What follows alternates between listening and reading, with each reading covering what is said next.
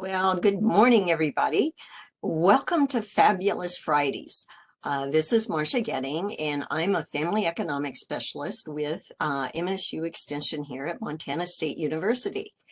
And this morning, we would like to welcome you to this special event that we have every Friday at 10 o'clock. This particular one is being sponsored by the Montana 4-H Foundation and also our Montana 4-H Center for Youth Development. So we really appreciate that having you here.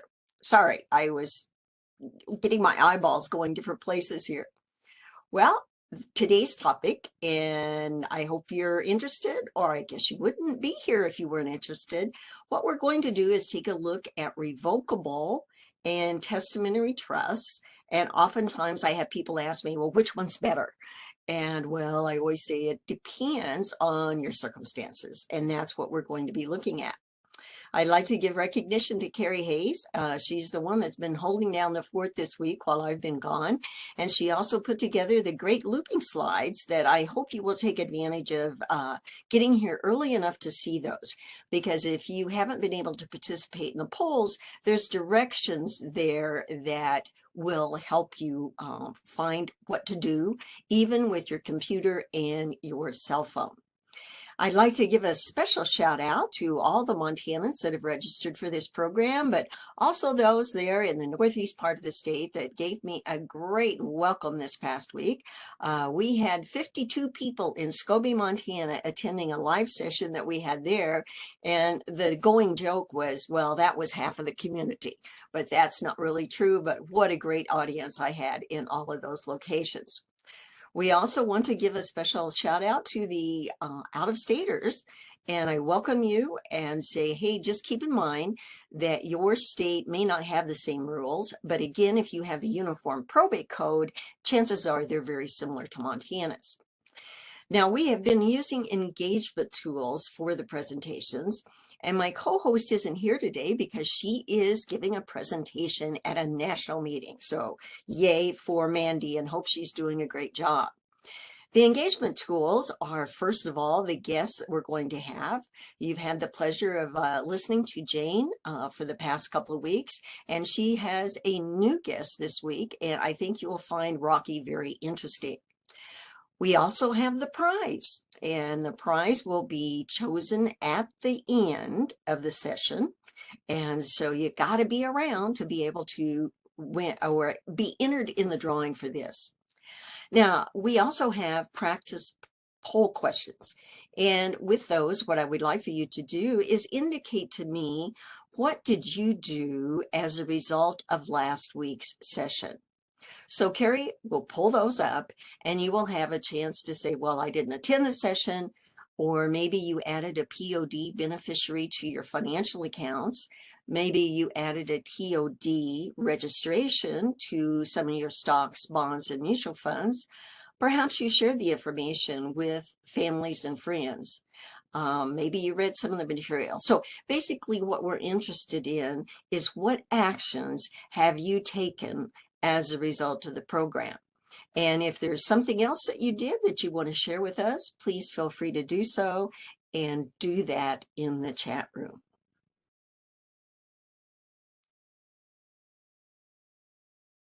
And I want to be sure to give you enough time to respond. And Carrie's going to give me the high sign when it looks like the majority of you have responded, and then we'll see what the responses are.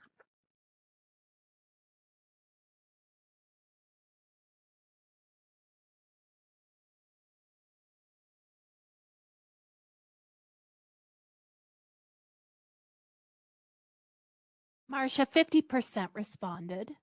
Okay, that's good. How about just highlighting a couple of those for us? Maybe the ones that have the most percent on them. Okay, 22% didn't attend February 3rd. And so we got a lot of new people today. Welcome. And 22% shared information about transferred on deeds with a friend or relative. Okay, that's great. Well, we'll take a close look at those. And that reminds me, I need to tell those people that I did not get back to you with some of the questions that you had in the chat room because I was in Northeast Montana and just got back last night. So stay tuned. I will get to those. The other thing we have is, again, the questions that you have in the chat room. This is the place for you to do that. And like I said, I'll get back to you on those. And then I also want to let you know that I'll remain in the WebEx room for 15 minutes after the session just to cover any of those questions that you may have. Now, another engagement tool is our wildflowers. And the wildflowers are reminders of things that I want you to be sure and remember. And of course, here we have this steer's head. And I want to steer you to become aware of the potential uses of revocable living trust in an estate plan. I also want to steer you to the potential uses of a testamentary trust as a tool in your estate plan. So what I'm going to use is a sugar bowl to represent trusts, period. I remember as a kid watching my mom, and I'm sure I wasn't supposed to, but she had a sugar bowl up at the top of the kitchen cabinet. And in that, she was keeping cash. So that's what I think of because a trust is very similar to that.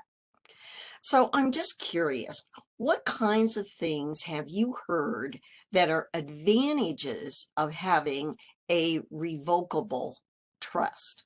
Save money by avoiding probate. And these are some that you can check more than one if you've heard of that. Inheritance taxes, saving on federal estate taxes, save on capital gain, save assets for your heirs because if you put it in a trust, you automatically are eligible for Medicaid. Or maybe you haven't heard any of these, or maybe you've heard something else that I haven't heard about, and feel free to enter that in the chat room. So let us know what you have heard as far as advantages of a trust.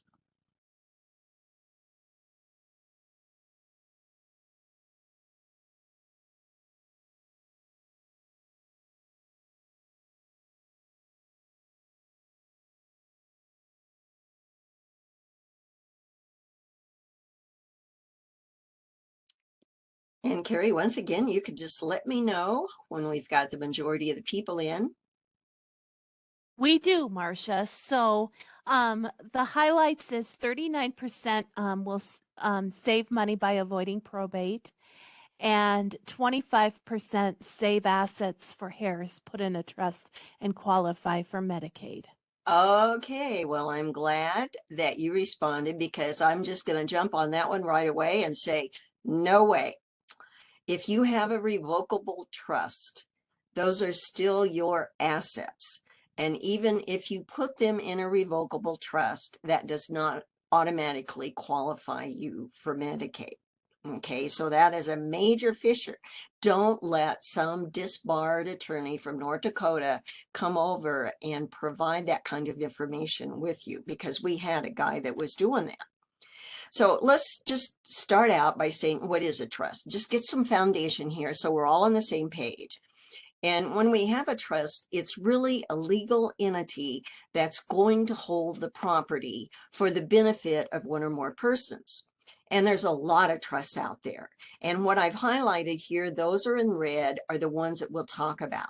And then if there's others that you would like to hear about in the future, well, that's something that you can add in the chat room, and we'll see if we can get around to that one. Now, the revocable trust, it's just like the name implies, it's revocable.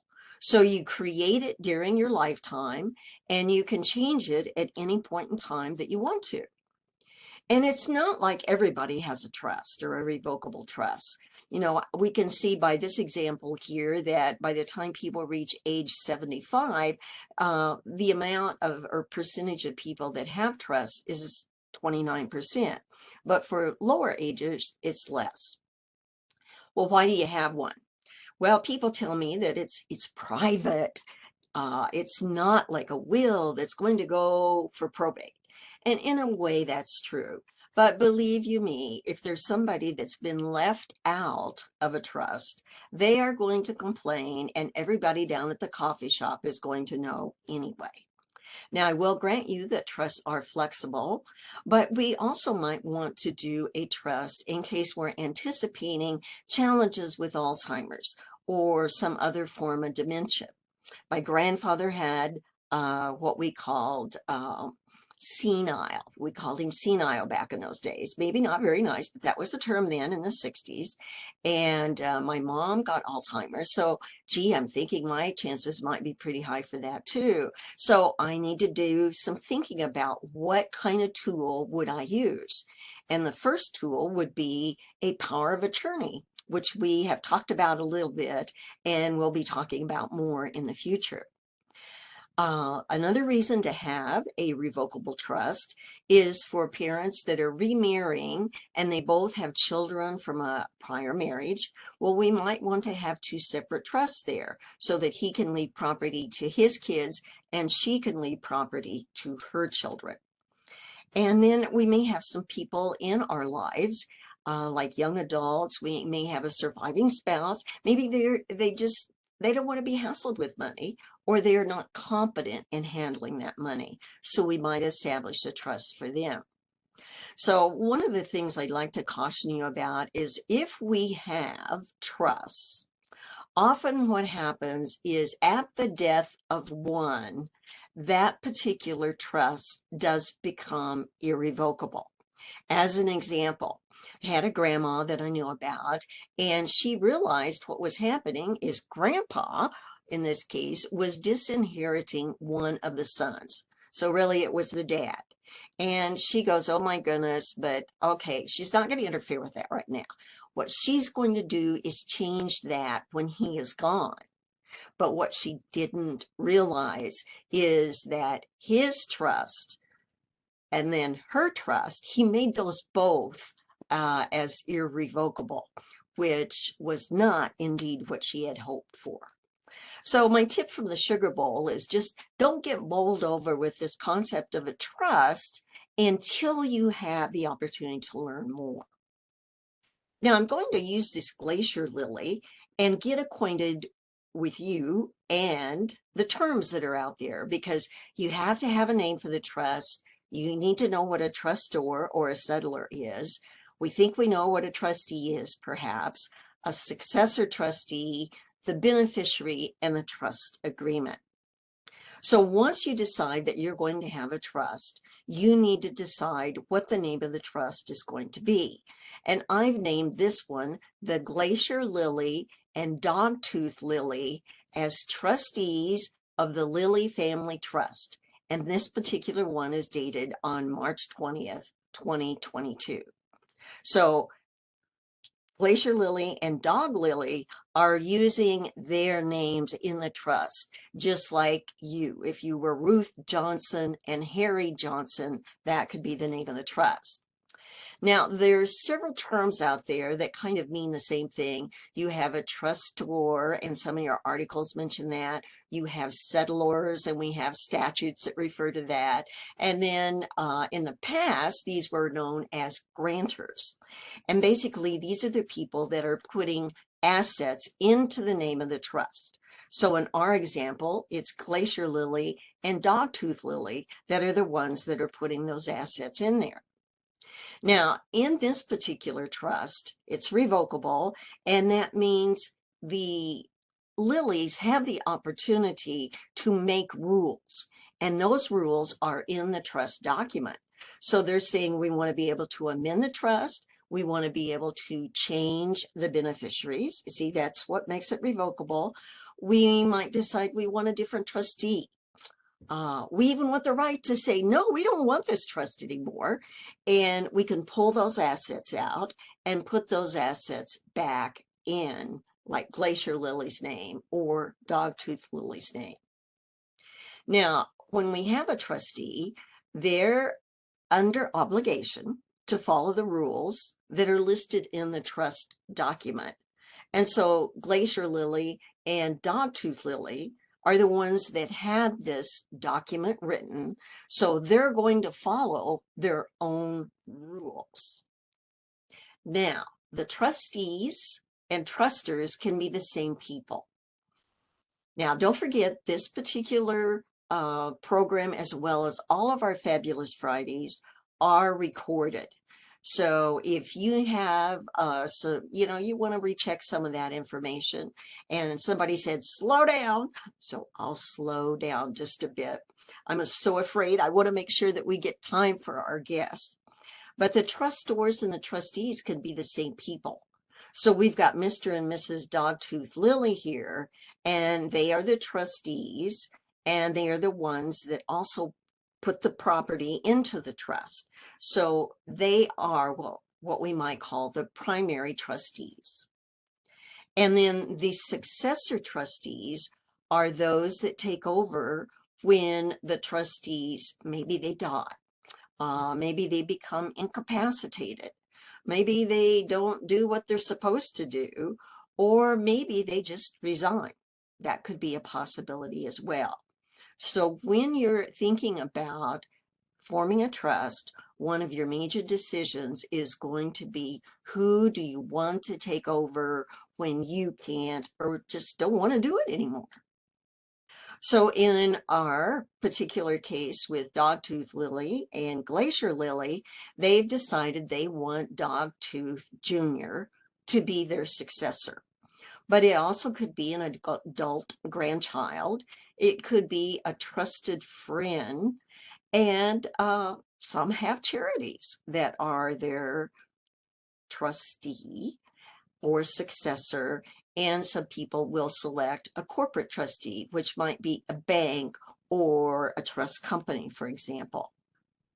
Now, you also have to decide who are going to be the ultimate beneficiaries of the trust. That's just very similar to writing a will. When you write a will, you say, who do you want to be your beneficiaries? Well, the same way with the trust. Do you want it to be your children, your grandchildren, charities or nonprofits like the 4-H Foundation? Then in the trust agreement or the written document, this is where you put all of those instructions. You know, you want to be a little precise. For example, if you say education, what do you mean by education? Now, here's a dad. Well, it was really a grandpa.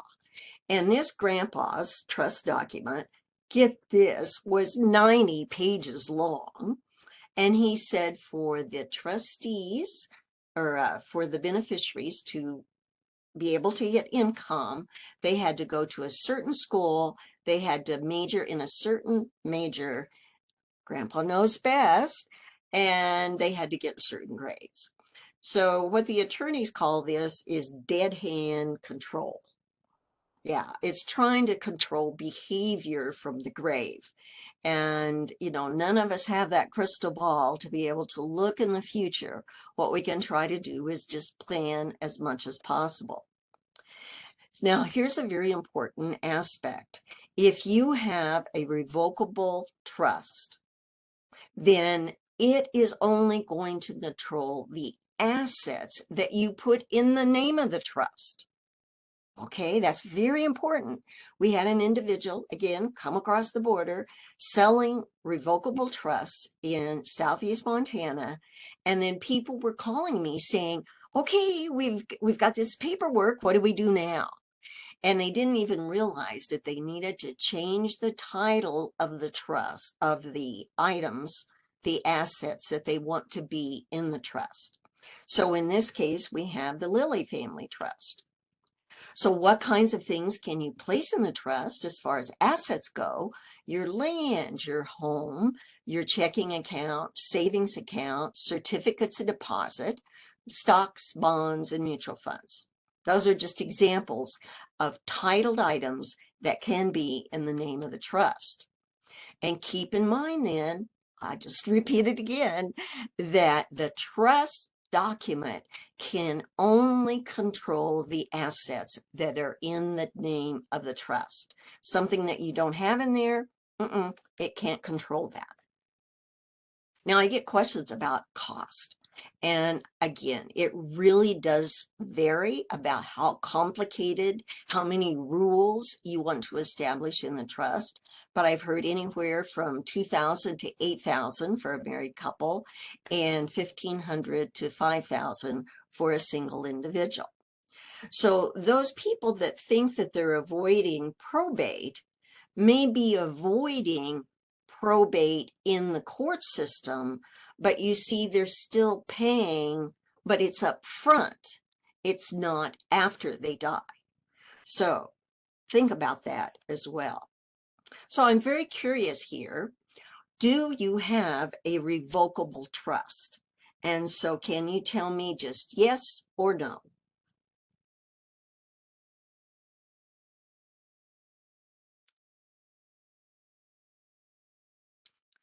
And maybe while they're answering that, Carrie, is there a question that we could take a look at and maybe respond to? Marsha, I can't get the chat as I have the poll open. I'm sorry. Oh, okay, that's okay. I just saw it flash up here, and I think there was some additional questions about whether or not titling. So we'll get to it later. Don't worry. Okay, we got our responses.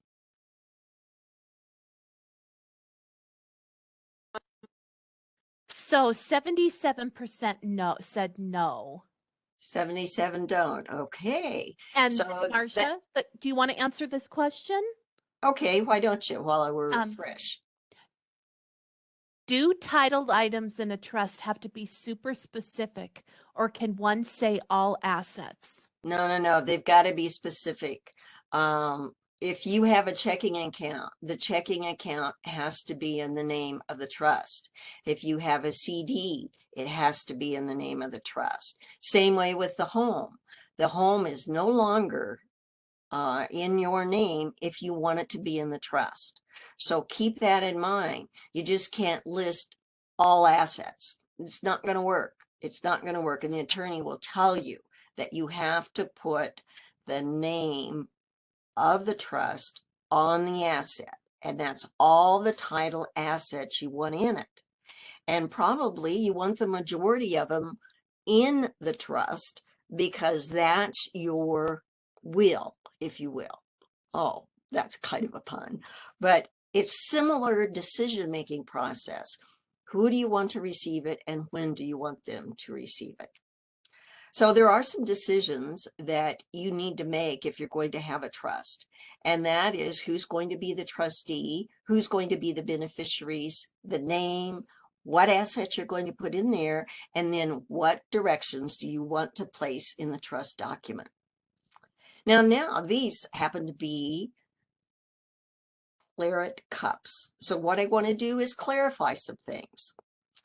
And here's an example of some language that's in a trust that says, upon the event of the trustor's incapacity or death, and it's saying the trust shall become and remain irrevocable.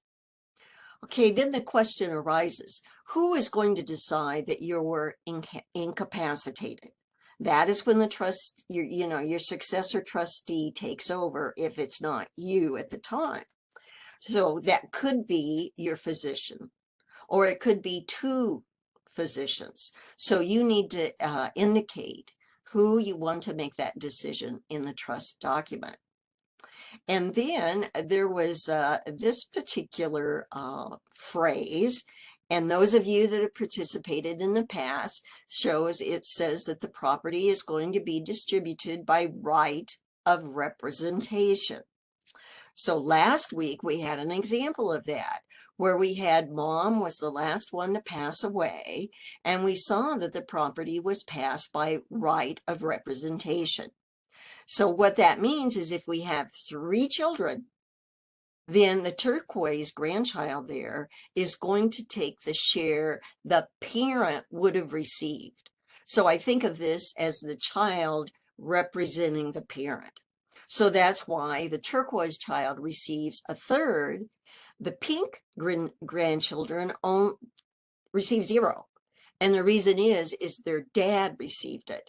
And then the green grandchildren receive a 9th because a third of a third is a ninth, because we had the 3 grandchildren. So that is something to think about, just as in we're writing our will, we're writing this trust. How do we want the assets to pass if we have some children predeceased? Okay. We also want to take a look at how do we want our beneficiaries to receive these assets? Do we just want them to receive the income? And then do we want that to be monthly, quarterly, or yearly? Well, if you've got a couple that are living off the assets in the trust, they probably want the income from that trust. Then the assets are going to go to the individuals, the beneficiaries that you indicate in the trust, and you have a decision to make. Do you want them to receive that immediately upon your death? Do you want them to receive it at a certain age, or when something specific happens, like getting married, having children? You're the one that determines that because you're in charge of the trust. But I did have an individual share with me because she was concerned about some of the language that was in her trust. And I looked at it, and I'm not an attorney. I was just doing this for my own education. And it was talking about the personal representative. And I'm going, why do we have the term personal representative in there? That's the term that's used for the person that's nominated in a will. And then there was some additional language about the succeeding joint tenant. No, we don't have property in a trust that's in a joint tenancy. It's in the name of the trust. So we need to understand that when we have a trust, we better understand those legal terms that are in there. And you can also name your beneficiaries to be, for example, your favorite nonprofit. So be sure you ask the attorney about any terms or words that are used that you don't understand. As a matter of fact, I would prefer the attorney give you a draft to look at, and then the draft you could circle and say, what do you mean by this, and have that final meeting before you sign it. Now, we have the Meadow Death Canvas that we had looked at last week, but today I'm going to use that to refer to a testamentary trust. A testamentary trust is created by a person's will, and it only becomes effective after that person has died. So that is the difference between a revocable that you're doing while you're alive and the testamentary that comes into existence upon your death. The testamentary trust, therefore, can be changed also anytime while you're alive, because you might decide you want to write a new will. And if so, then what is included in that will and what trust document information is in there. And so the end result is you can use a codicil. In the codicil, you can have explanations, you can change a provision. See, wills can have codicils, or you can have a brand new will. It's whatever it is that you want to do, but you can alter it. You can revoke some of your provisions, etc. Now, in your will, you're still going to specify trustee, a successor trustee, and the beneficiaries. Okay. Now, I have people say, I want a testamentary trust. And I say, why? Well, I want to keep all the property in my own name. I don't want to put it in the name of a revocable trust. I don't want the cost of changing titles to all my property. Okay.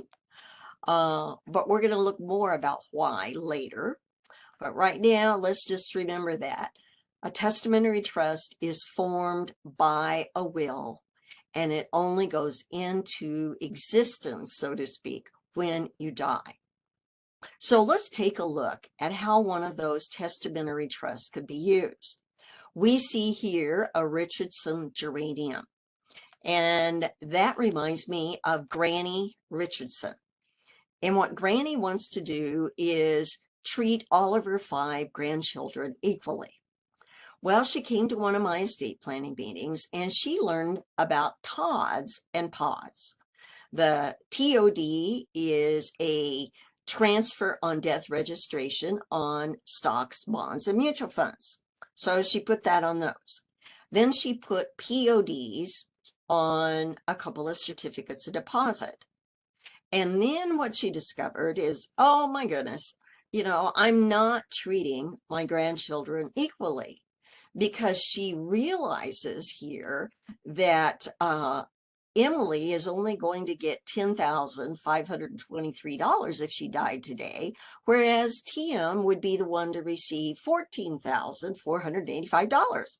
So Grandma says, I'm tired of switching around all these PODs, TODs. It's too big a hassle. Okay. She's asking, what could she do? Well, again, I can't give legal advice, but I can talk about some of the opportunities out there. And one of the things she could do is establish a testamentary trust in her written will. Okay. And what she can do is make her testamentary trust the beneficiary of all of her assets. And she's going to use those beneficiary designations like this. She's going to say, okay, my life insurance goes in, the bank accounts are going to go into the trust. So she's PODing to the trust, okay, her securities, even her real estate, and she's got some retirement plans, let's say, and she's made beneficiary designations to the trust. So what we've got here is this trust that is Granny Richardson's. Now, the attorney is still going to recommend, we need this pour over provision in her will because she may have forgotten something. She may have forgotten, who knows, a CD that she had or an IRA or something like that she wants to be as a part of this trust. So plan A for Granny could be she's going to leave the assets equally to her grandchildren upon her death. So the trustee then has all the assets in the trust, and she then is going to give a fifth, the trustee is, a fifth to each of her 5 grandchildren. This is Granny Richardson's. So we see that's what the trustee does. All the grandkids share equally. Now, maybe Granny doesn't like that approach. She says, no. I want my grandchildren to go to school. So she's going to look at plan B anyway, and she could establish one trust for all of her grandchildren. And she could instruct the trustee to pay books and tuition for each of her grands. Okay, so she's not going to pay everything. She's wanting these kids to take advantage of work study. She didn't want them to take out loans, but hey, get a job and earn some of your education. And then she says, upon the graduation of the last grandchild, then the trustee does distribute the funds. So we look at what's happening here, and we had a kid going in 2009, 2011, 2015, and Bob is the one that graduates the last. So tuition and books have been provided for these grandchildren. And upon graduation then of the last grand, then whatever is left in that trust is going equally to all the grandchildren. Okay, so that's a creative approach. But then here's another alternative. Plan C. Granny is still going to pay books and tuition for her grands, but upon graduation then of the last one, she feels she's done enough help with those grandchildren, and she's going to leave it to her favorite charity. So here we've got all the kids, once again, going to school, having their tuition, their books paid for. But then when the last one graduates, then the trustee is going to distribute that property to You guessed it, the Montana 4-H Foundation. So the benefit to Granny is she doesn't have to keep changing these beneficiary designations. And the fact that the beneficiaries have this in this trust is creditors cannot access the trust because it doesn't belong to the kids. It's the trustee that is taking care of the assets. So a tip from the Richardson geranium is the testamentary trust could be a useful tool for treating grandchildren or children equally. Now, Marsha, let's use this.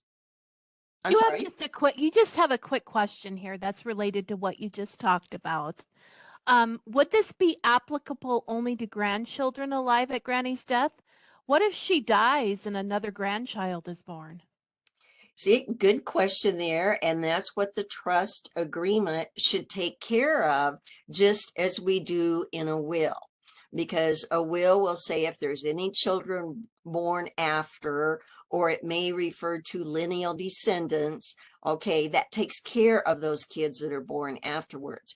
And the same way with the trust. You want the wording in the trust to be able to provide for those additional children that may be born after you have completed the trust or after your death. You decide, you're in control, and that's what you want to make clear to the attorney. So you need to take some notes down about what it is that you're wanting to accomplish, and then we want the attorney to put the appropriate legal action or legal words in there that will take care of that. There's one more question, Marsha. Can I ask Sure. that? Why doesn't she just split her PODs and TODs by 5? Okay, if she does the TODs, okay, who's going to manage the money for the kids? She could have said, I want this one to go to this grandchild and this one to go to that grandchild. But that wasn't Granny's goal. Her goal was to pay for the education. And if she just leaves it directly to them, they could blow it. And she could put in there, maybe they don't get it till age 25. So the rules are up to you as to what you want to have happen.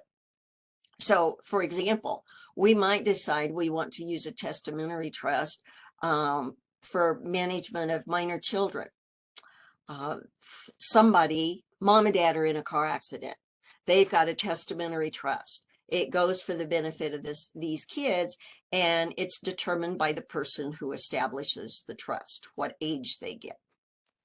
Okay, maybe you have an heir that can't handle money, and you know you would be wasting that money if you left it to them directly.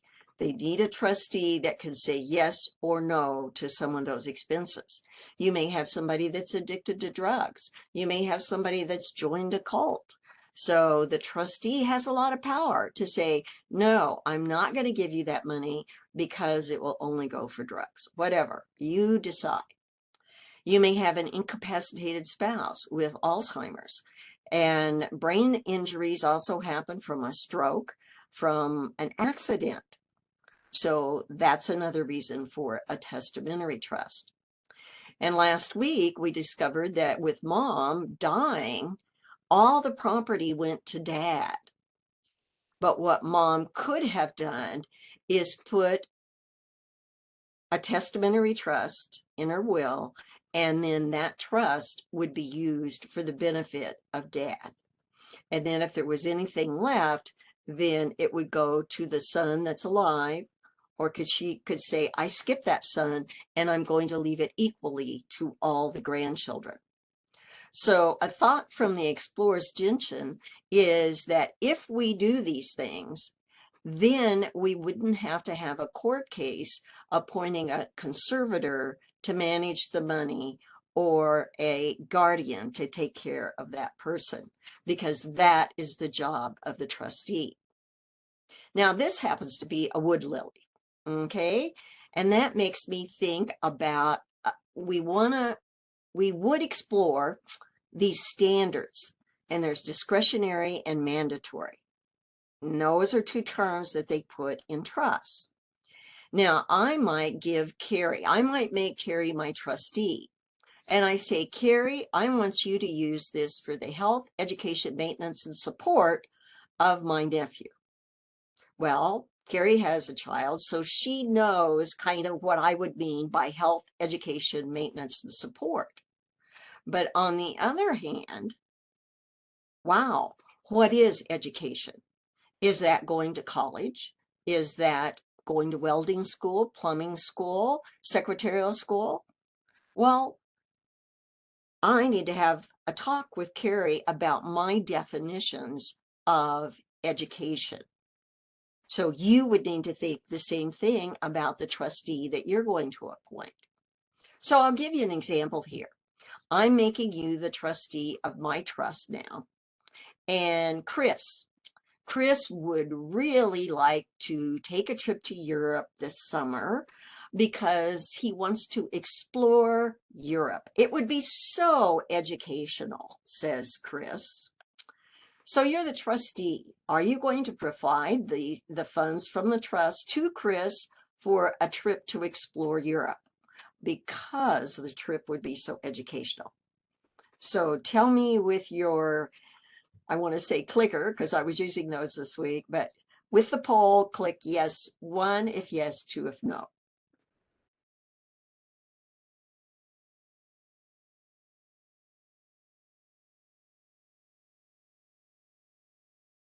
Okay, Carrie, that's a quick one.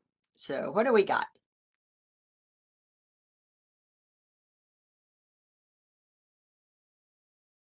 Marsha, 44% said no. 44% said no. Okay. Well, you see, that's kind of one of those decisions that you'd have to look at. And I think it depends on what part of the state I'm in sometimes as to what people say.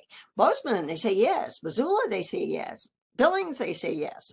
But out in the hitherlands of Montana, no. Okay. So this mandatory standard, though, is dictated. It's in the trust document, and it says we're going to distribute at a predetermined date or occurrence. Now, what do I mean by that? Well, the beneficiary would receive all the funds upon a certain age. You know, you think they might be a lot more mature at age 40 than they are at age 18. Or the beneficiary would receive at intervals. So maybe they receive 1/5 at age 25, another fifth at 30. Again, you're in the driver's seat. You decide that. But I'm curious, what do you think would be the best age to distribute assets from a trust? And here are your choices. 22 to 25, 26 to 30, 31 to 40, 41 to 50, 51 to 60, or over 61 years.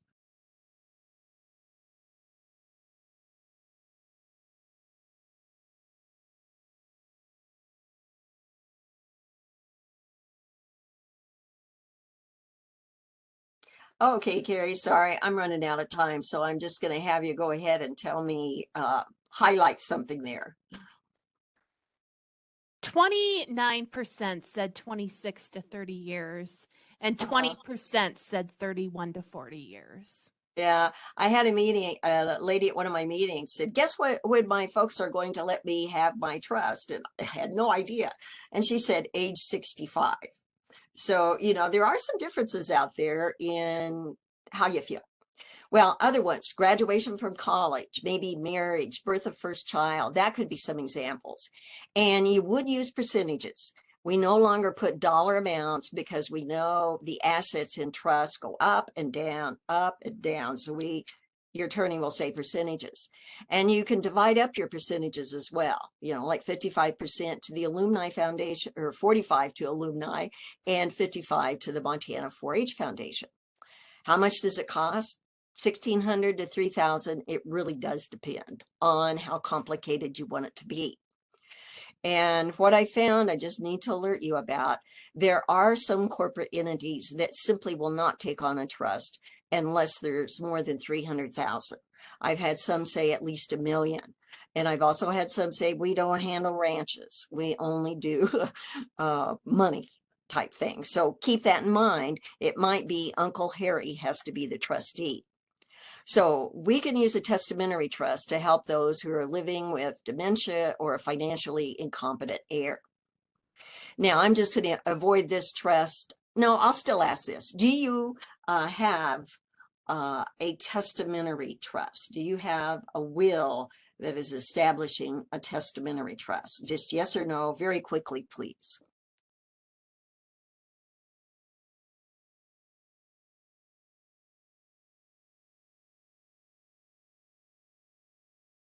Marsha, 56% said no.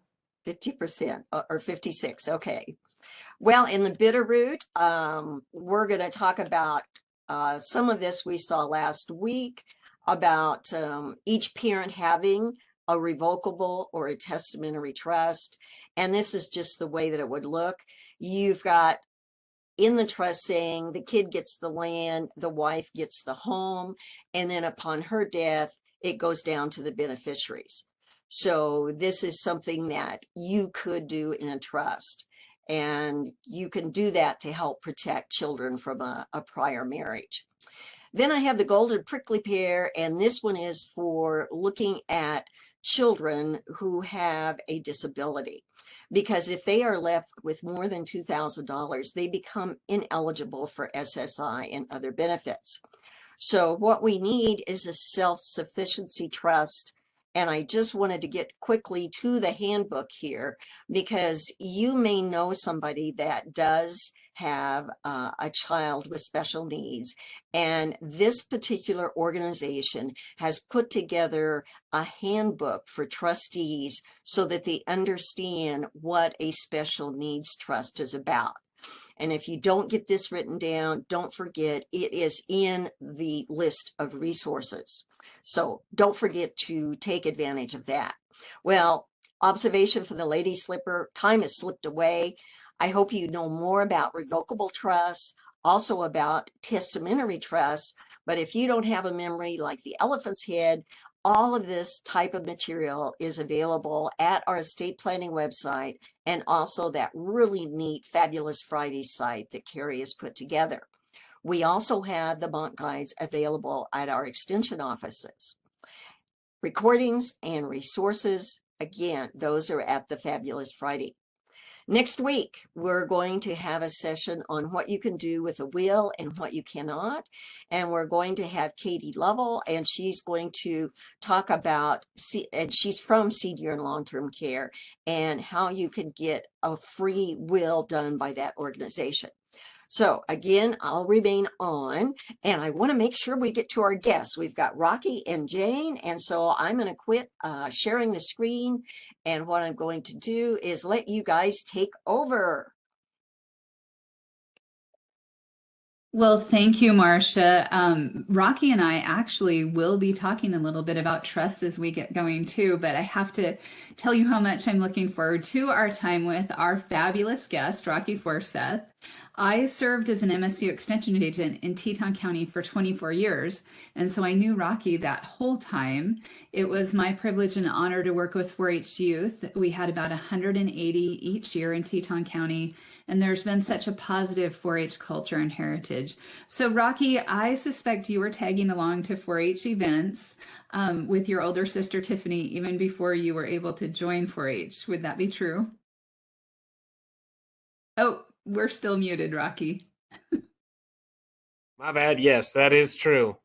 Yep. So you were a clover bud, I think even. I was an avid clover butter. That's right. So that meant you started in the 4-H program about age 5. I remember that one of your projects was the sheep project. And that's notable to me for a few reasons, but tell us what was notable about that sheep project to you. Yeah, it was definitely a big part of my youth. I always have been kind of a cow guy, and the sheep side of things came on when I was kind of too small to be too terribly involved in the cattle side of things. Had of course, part of the 4-H sheep project, market lamb project specifically. I think I had either 10 or 11 4-H lambs. So from age 8 to 18, the way it fell, I think I had 10 4-H lambs at the county fair and multiple lambs at the state fair. I had a small flock. Got started because I got started with sheep. My family actually raised guard llamas for predator protection, which found us at a lot of organized sheep events, breed association events, things like that. And as a result, got to know a lot of those people, and some of them kind of gave me a start. Wrote a check for some sheep. The first year I had them, we borrowed a ram and had a lamb crop of approximately 0%. So we started off on the right foot, but got going, kind of never looked back. And I've told folks before that that's what paid for the first 2 semesters of college and my first vehicle in high school. So.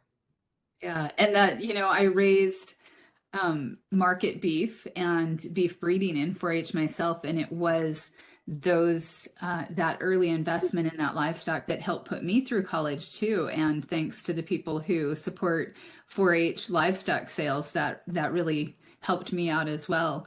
Now, as you grew, I can understand, thinking back to how you were pretty small when you were little. You were kind of wispy, I would say. So I'm sure that nobody wanted to stick you on the end of a lead rope of a large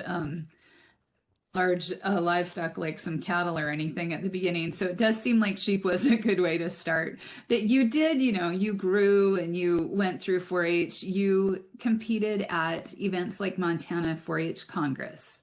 And I think you competed in a couple different things. Could you tell us about those? Yeah, I know that I was on a livestock judging team or 2 that went to 4-H Congress, but was also on and I forget the actual name of it, but it was a parliamentary procedure contest is what it was. Studied Robert and competed in Robert's Rules of Order, running a business meeting, things like that. We were successful. We won the state contest and were able to go to the Western Regional in Denver to compete in that contest on a semi-national level. Yeah, pretty amazing. Sometimes what you start, it doesn't seem, you don't know where it's going to take you, I guess is what I'd say. And so those national trips are sponsored by many of our donors at the 4-H Foundation.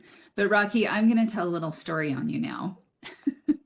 I remember you had applied for a state 4-H award. And for those listening, that's an application that allows our youth members to reflect on 3 years of work in a specific project area. But not only the project area, but then they also have to show leadership, communications, citizenship, and community service. And I know that Rocky, initially you were encouraged by a 4-H club leader from a different club than yours. And so you applied the first time and weren't selected. I didn't even know you'd applied. The second time you applied, you weren't selected. And I actually intercepted your application after it had been scored that second time and before I gave them back to you. And I remember you were applying with that sheep project area. And it was disappointing for you that you had not received that after the second try at it. And I just said, you know what? The good news is you have an amazing sheep project that you have done in 4-H. And I happen to know a little bit about writing and application processes and technology. And so the good news is you are going to win this next year. So we set up some coaching appointments and met routinely throughout this school year to help you learn those skills so that you could put together the application. And I just look back very fondly on that learning time with you. And we had a couple other 4-H members who joined us, and learning is such a team sport. The slogan for 4-H is learn by doing. And so anyway, tell us the end of that story. Yeah. It was good news. No, I was successful. I think that was either my junior or senior year of high school that I won that state 4-H award, was selected an award trip to National 4-H Congress in Atlanta, Georgia, I think was the prize. The application process, looking back, probably wasn't extremely robust on my end. You know, the more things change, the more they say the same. I'm still not a good writer. and that's absolutely why I was unsuccessful the first 2 tries. There was a lot of necessary coaching that was done on your part, so I appreciate that. But yes, multiple opportunities come from those kinds of things, and that one specifically was a trip to the National 4-H Congress in Atlanta, Georgia. And then I think learning some of those skills and applications and things took you into FFA leadership ranks as well. Yeah, you know, an application interview process. There's a lot to be learned there, and you know, obviously that piece was relative to the sheep production project that I had going, but there really wasn't anything to do with sheep in terms of the skill set that I learned there. A lot of it had to do with salesmanship skills, showmanship skills, not in the way that we think about showmanship at the county fair, but showmanship in terms of this idea that we have a product and we're going to showcase that product and offer that product to a potential buyer. You know, those are skills I use every day. I literally use them every day. Like before this call started, I was selling cattle to someone this morning, and again last night at 5:00. So those are important skills that I'm not sure I would have, and I am sure I would not have those skills had it not been for sort of the foundation that was set for me in 4-H. Well, and speaking of that, tell us just a little bit about the career that you have now. Yeah, I'm a rancher. I run cows with my family, but I'm also a livestock marketer. I sell cattle from North Carolina to Washington and kind of everywhere in between. Travel a lot, but my job is helping ranchers earn more money for their cattle. Great. And I think we should probably catch up just a little bit on your family. So tell us a little bit about that. I think your sweetheart spouse has a 4-H background as well. So I always like to hear when 2 4-H members end up having children. So tell us a little bit about that, if you would. Yeah, we actually didn't know each other in 4-H. We met in college, but she was a fellow 10-year 4-H alum. I think she took multiple pigs every year to the Gallatin County Fair in Three Forks.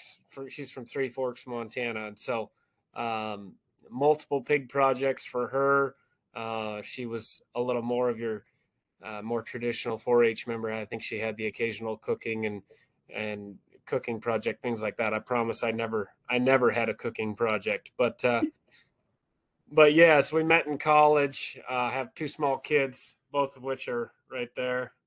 Oh, But anyways, yes.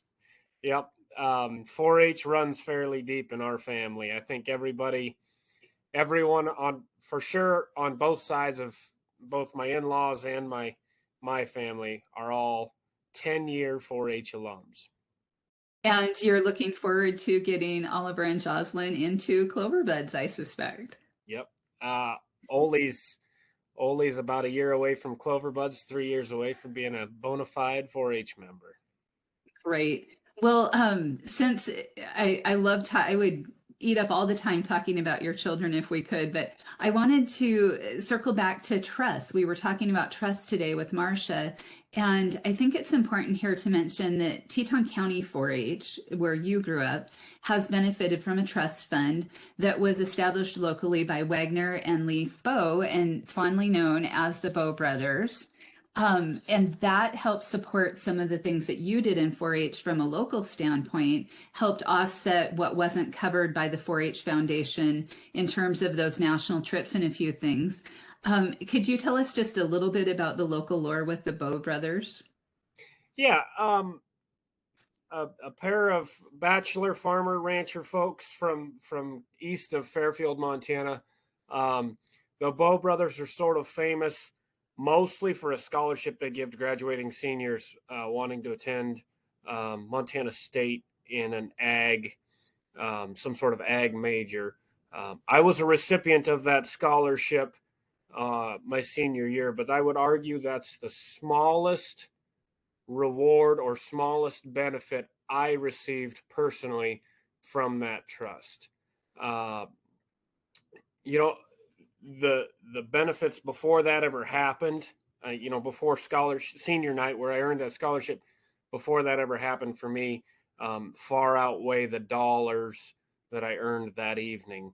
I guess more specifically, the skill sets you learn in 4-H and the opportunities that are afforded to that local level of youth is much higher than just that scholarship.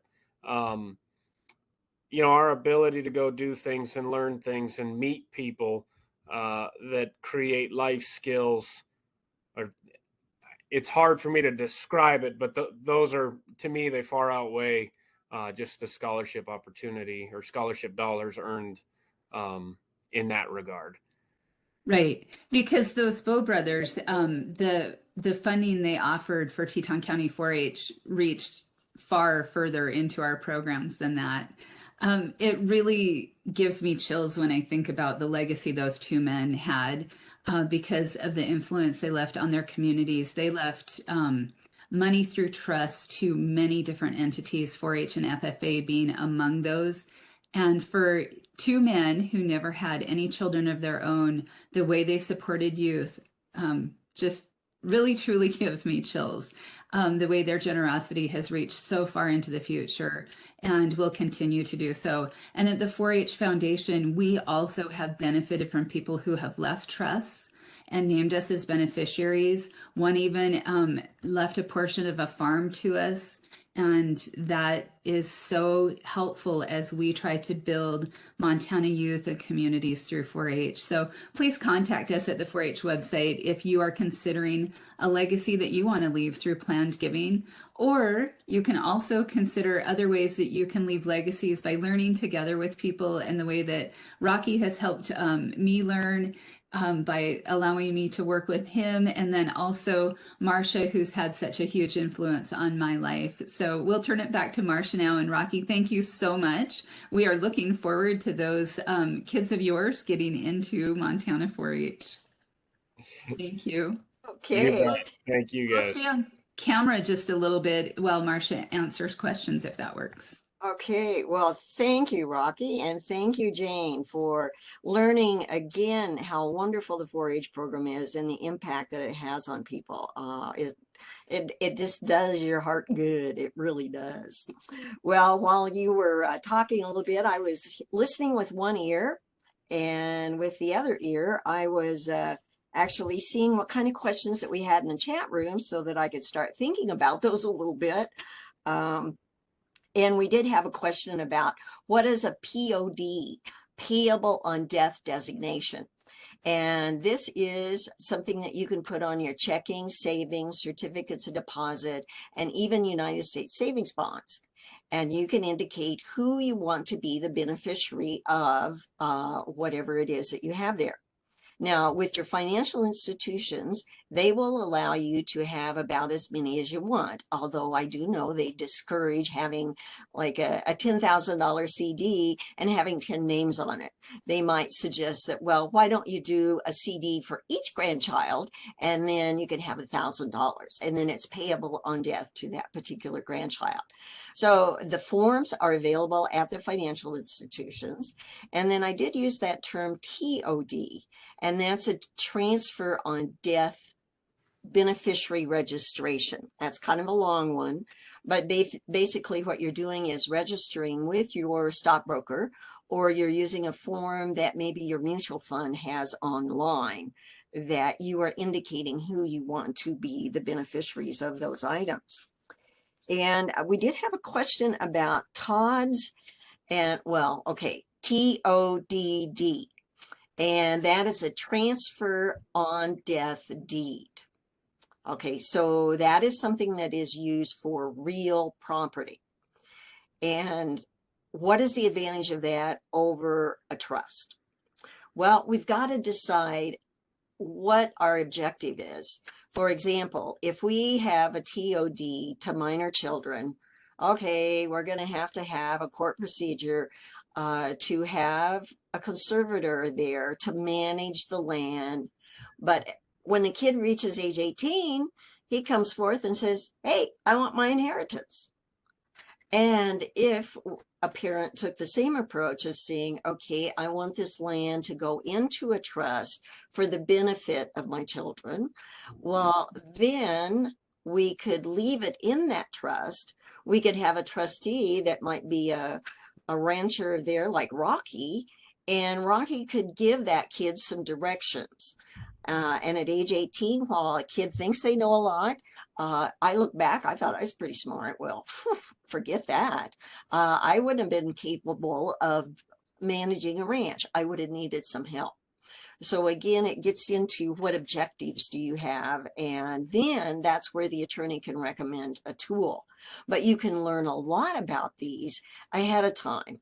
I mean, sorry, any attorney relatives out there, but why should I pay you $200 an hour when I can learn from the Mott guys that Extension has, so that some of those answers could be taken care of, and then it wouldn't cost as much when I go to the attorney. Okay, we also had a question about listing trust assets in the trust, and would that be good enough? And I'm going to hop on that one again and say, people, if you have assets in a trust, the land has to be in the name of the trust. The checking account has to be in the name of the trust, because the trust document cannot control anything that's not into it. So I'm looking at Rocky there and his two cute little ones back behind there. And I'm thinking, okay, Rocky, Jane and I can get on our high horse here, or soapbox, and say, you need to do estate planning for those two little ones. And you might think of a testamentary or even a living trust, whatever, to make sure that there's some people out there that you trust to manage those assets, so that when they become of age, you know, they've got some help. Because if you were killed, like a couple happened in Bozeman Pass, oh, it's so sad. And to have two sets of grandparents fighting over the custody of those little kids, it's just tragic. You know, there will be feelings, hard feelings in those families for years to come. So I want to give opportunity. Carrie, are there other questions that you think I need to answer? Yes, Marsha. Are assets in a revocable trust also out of the reach of beneficiaries or creditors? Or is this a unique feature of a testamentary trust? Okay, the thing about a revocable trust is that it is indeed revocable, and therefore it is subject to creditors' claims. Let's look at the example of somebody that has transferred their assets while they're alive into this revocable trust. And then they're going to go apply for Medicaid. Well, Medicaid is going to look at the value of all of those assets that are in there and say, you know, first of all, the person isn't eligible. Okay. And then it may come up that, well, Medicaid will be a creditor for some of the assets that are in there that were kept in there after the person is in the nursing home. So it's the whole thing about revocable is it's just like it's yours. The only difference is it does not go through the court procedure when you die. The trustee steps in, and it's just like they're a personal representative. They look at the document just like the personal representative looks at the will and says, okay, what am I supposed to do? And so when you have somebody that you want to name as a trustee, oh, be sure and talk with them. Make sure that they're willing to take on the task of saying no to your kids. Like I had a lady call me once and she said, well, my grandpa won't give me enough money to go buy a truck. And well, the trustee is making that judgment that maybe you could get a truck, but maybe you don't need the highest and most expensive truck. So it's up to the trustee. So have that conversation with them, particularly about education, because anytime you see this in a trust, health, education, maintenance, and support, it's wide open, and trust the trustee. Okay, any others, Carrie? Yes. Do some lending institutions do they even not deal with trusts? Oh yeah, we do have some out there, as I mentioned, that either have a dollar amount or they say they don't do farms, ranches, downtown businessmen, a business there. They just don't feel they have the qualifications for doing so. And I don't know if you are the type that's a troublemaker and have been that way in your community and the bank knows it. Maybe they realize they might be spending more time with you than what they would like. And so therefore they may say, yeah, sorry, we won't be a trustee. So feel free to add additional questions there. And what we've got is Carrie gave me a sheet that I'm sharing with you. And what this shows you is the magic software that's going to be used to select our winner for our travel mug today. So Carrie, perform your magic and we'll see what happens. Oh, see all those names that are on there? And it twists. Aha.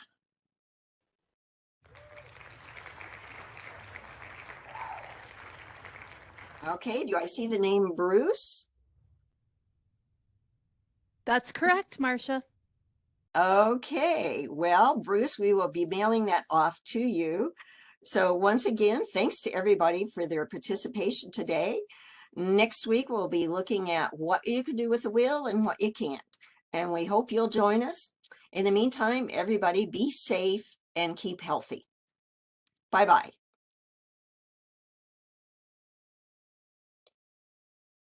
Hey, Carrie, you still there? Yes. The poll thing came up to me again. And then it went away when you came up with the thingy do. What? So I didn't have a thing? chance to try to save it. Did you? No, I've saved all the polls, Marsha. We're good. Don't The worry. evaluation too? Yeah, I'm working on that right now. There's still people in here filling it out. So I kind of want to give them a little bit more time and then I'll Okay, close it and super. save it. Okay, I was just afraid, oh, I was supposed to save the poll. No, you don't need to do that. It's just the You got it. evaluation. I got it for you. Okay, good for you. All right. Thank you. Bye-bye.